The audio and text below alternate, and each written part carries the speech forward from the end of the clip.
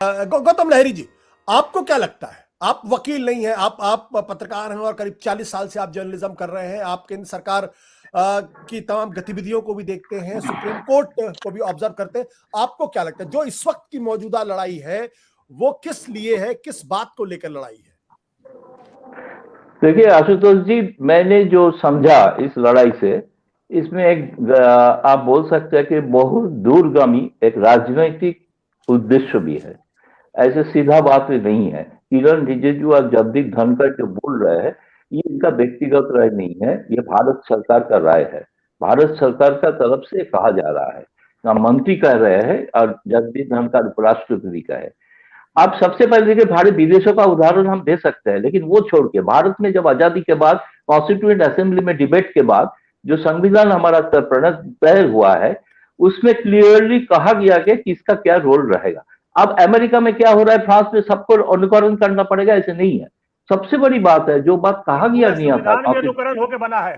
Rakesh ji please please please don't. हाँ, जब मैं ऐसे डिबेट में तो मैं जनरली पार्टिसिपेट नहीं करता हूँ। अच्छा, दूसरी सॉरी राकेश जी, आप हमसे असहमत जाहिर कर सकते हैं। आपका जब टर्न आएगा आप बोलिएगा, अब मैं सुनूंगा आपको बात ध्यान से। मेरा कहना यह है कि इसके बाद जो आज को देश में जो कानून है वो है Keshavananda Bharti case.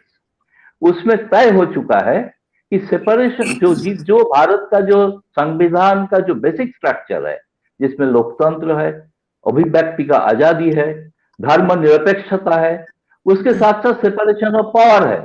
Separation power भी एक बेसिक स्ट्रक्चर है। सेपरेशन पावर का मतलब एग्जीक्यूटिव, जुडिशियरी और लेजिस्लेटिव का अलग अलग रोल रहेगा, कोई किसी के ऊपर हस्तक्षेप नहीं करेगा।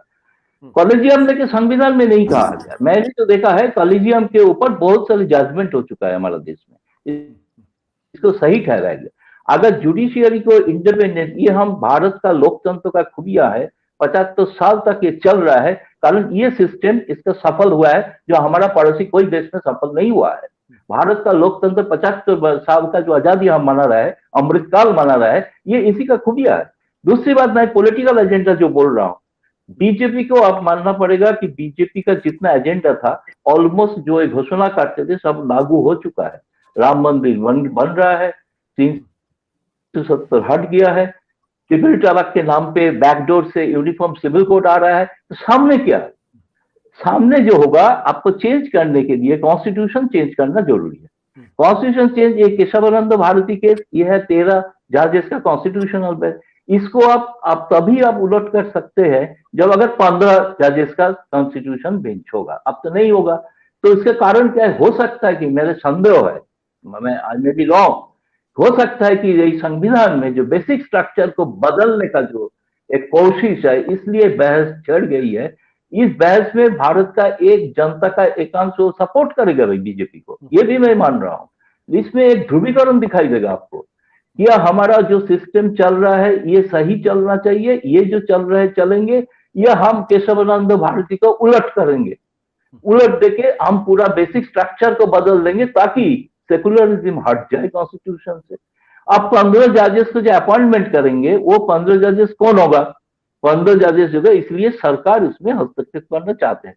आपको पता ही होगा जो कानून बना था एजेएमसी एक्ट, वो इस कारण ही खारिज कर दिया सुप्रीम कोर्ट कि उसमें सरकार और बाहर का सिविल सोसाइटी का रिप्रेजेंटेटिव रहे, जो जुडिशियल के इंडिपेंडेंस को वो खत्म कर रहे थे वो कानून। इस कारण उसके उन्होंने खारिज किया कि बेसिक स्ट्रक्चर का वो खिलाफ है। तो पहले आपको मानना पड़ेगा कि ये बेसिक, आप जितना भी पैनलिस्ट है, मैं सबको अनुरोध करूंगा इसके बारे में कहिए, ये बेसिक स्ट्रक्चर रहना चाहिए, ये बेसिक स्ट्रक्चर बदल होना चाहिए। बेसिक स्ट्रक्चर बदल होने का लक्ष्य के लेके ही ये बहस छिड़ गई है, ये बहस चल रहा है। कौन जजेस, मैं नहीं बोल रहा हूं कोई धूले के पत्ता है, इसे नहीं है। कॉलेज, एक छोटी सी बात बोल के मैं पहले बात संपूर्ण करूं। मैं कुछ दिन पहले एक बहुत मशहूर जज, उसके साथ बात हो रहा था, उनका बात सुन रहा था, जस्टिस लकूर साहब। उन्होंने कॉलेजियम सिस्टम को विस्तार से बताया। ऐसे नहीं है जजेस का बेटा अगर जजेस हो रहा है कि दूसरा कोई हो रहा है, इसका जो सिस्टम है, उस सिस्टम में सारे रिकमेंडेशन आने के बाद सारे चीफ मिनिस्टर को भेजा जाता है, गवर्नर को भेजा जाता है, उसके बाद जजेस से सलाह लेता है, उनकी बार से भी सलाह लेता है। ये लेने के बाद तब वो रिकमेंडेशन सरकार के पास, सरकार की तरफ से उनका अपना एक एजेंसी है, जांच करते हैं, जांच करने के बाद वो राय देते हैं, किसी में आपत्ति जताते हैं, किसी में सहमति देते हैं। लेकिन ये जो सिस्टम इस सिस्टम में जो सही बात कहा अपना पहले पैनलिस्ट की सारे सरकार का पक्ष का जो जितना राय है, नोटबंदी हो, राम मंदिर हो, इसी कॉलेजियम सिस्टम से आए हुए जजेस नहीं दिया है ना। तो सरकार का नुकसान कहाँ हो रहा था? नुकसान नहीं हो रहा था, इसका कोई दूसरा एक पहलू है, उसके ऊपर ध्यान देना चाहिए मेरे ख्याल में। ये सारे बहस है बेसिक स्ट्रक्चर को चेंज करने के लिए। आशुतोष जी, सत्य हिंदी का ऐप डाउनलोड करें गूगल प्ले स्टोर पर।